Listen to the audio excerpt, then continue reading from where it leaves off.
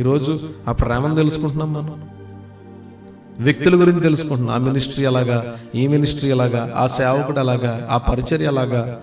ఎక్కువగా చూడండి, నేను గమనిస్తున్నా ఎంచు దినాల్లో దేవుడి కంటే ఎక్కువగా సేవకుల గురించి మాట్లాడుతున్నారండి విశ్వాసులు. చాలా పొరపాటు అది.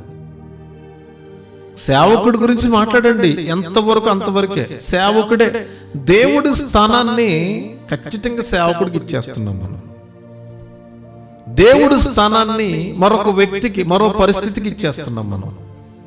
దేవుడు ఉండవలసినటువంటి స్థానంలో వ్యక్తి ఉంటున్నాడు, పరిస్థితి ఉంటుంది, అవసరం ఉంటుంది, మన జీవితం ఉంటుంది. పిల్లరా, కేవలం మనకు కష్టం వచ్చినప్పుడే దేవుడు అన్నట్టుగా మనం తయారైపోతున్నాం. వెరీ డేంజరస్ స్పిరిచువల్ లైఫ్ అది. మనకు నష్టం వచ్చినప్పుడే సేవకుడు, వ్యతిరేకత వచ్చినప్పుడే సేవకుడు, నిరాశ నిస్పృహలు వచ్చినప్పుడే సేవకుడు,